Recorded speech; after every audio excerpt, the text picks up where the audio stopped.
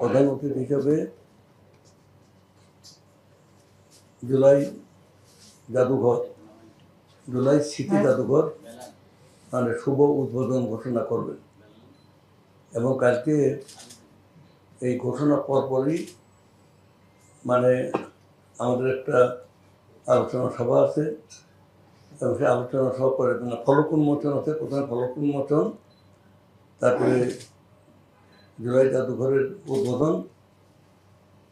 উদ্বোধন শেষে এসে আমাদের আলোচনা সভা, এবং এর পরপরই আমাদের মানে সাংবাদিকরা তো সব জায়গায় সবসময় যাবে, সাংবাদিক মানে গণমাধ্যম, তারপর মানে প্রিন্টিং মিডিয়া, তারপর সোশ্যাল মিডিয়া, অনলাইন মিডিয়া, সব কিছু মানে ওপেন থাকবে। এরপর আমাদের নির্দিষ্ট টাইমে সবার জন্য কাজটি আমরা উন্মুক্ত করে দেব। যদি কোনো সুনির্দিষ্ট অভিযোগ থাকে কারো বিরুদ্ধে, সে যে যুগেই করে থাকে, সেটা তদন্ত হবে, এবং তদন্তে প্রমাণিত হলে সেখানে মামলা হবে, এবং মামলার মানে বিচার হবে।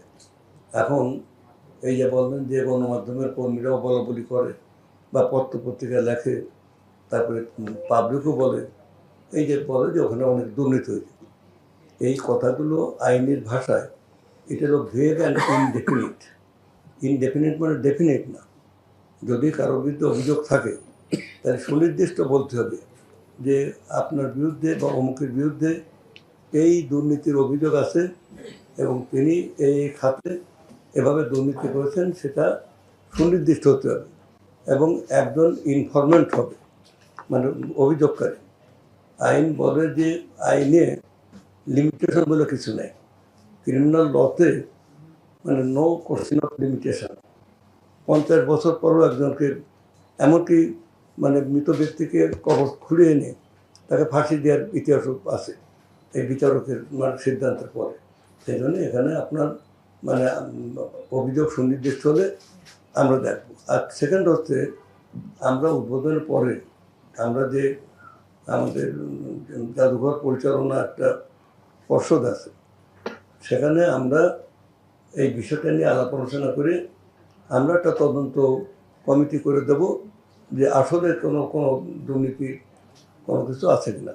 থাকলে definitely law will take it own course. অভিযোগ থাকলে একজনকে অভিযোগ দিতে হবে, সেই অভিযোগটার উপরে তদন্ত হয় এবং তদন্ত কমিটি হয়। আর আমরা আমি যেটা বলছি, আমাদের এমন দায়িত্ব আছে যে মন্ত্রণালয়ে যদি কোনো কারো অভিযোগ থাকে বা তদন্ত থাকে, সেটা আমরা আভ্যন্তরীণ একটা তদন্ত আমরা করতে পারি, কিন্তু আইনগত তদন্ত অভিযোগ থাকতে হবে। তাহলে আমরা দুদকে দেবো, ক্রিমিনাল অফেন্স হলে আমরা মানে ক্রিমিনাল কেসে দেবো, এটা আলাদা। জনবল নিয়োগ তো আমাদের আভ্যন্তরীণ প্রক্রিয়া। অলরেডি আমরা নিয়োগের জন্যে আমাদের যে নীতিমালা আছে, নীতিমালা অনুযায়ী এটা আমরা সব অসুবিধা। জনবল ছাড়া কাজ তো বুঝি, আমাদের কাজ তো করতে হবে। হ্যাঁ, খোলা থাকবে ওই দিন থেকে 5 তারিখ থেকে। সর্বসাধারণের জন্য আসলে এটা খোলা থাকবে 6 তারিখ থেকে। এটা একটু ক্লিয়ার করি। মাননীয় প্রধানমন্ত্রী উদ্বোধন করার পরে সাংবাদিকদেরকে আমরা একটা এক্সক্লুসিভ টাইম দেব, কারণ আমরা চাই তারা এটার উপরে রিপোর্ট করে মানুষের কাছে এটা ছড়িয়ে দেন, এবং আমরা প্রথম দিনটা শহীদ পরিবারের জন্য আমরা এক্সক্লুসিভলি রিজার্ভ করতে চাইছি। এরপর থেকে এটা সর্বসাধারণের জন্য উন্মুক্ত থাকবে। ব্যাপারটা একটু জানিয়ে রাখি, সেটা হলো মানুষের তো প্রচুর আগ্রহ আছে, অনেক বেশি মানুষ একসাথে যদি এখানে ঢুকে যান আমাদের জন্য এটা ম্যানেজ করা কঠিন হবে। সেই জন্য আমাদের সিদ্ধান্ত হচ্ছে একটা নির্দিষ্ট সংখ্যক মানুষের জন্য স্লট হিসেবে আমরা দেবো। তো কিছু অনলাইনে মানুষকে আসলে বুকিং করতে হবে, অনেক মানুষ ঢুকে পড়লে এই জাদুঘর চাপ নিতে পারবে না।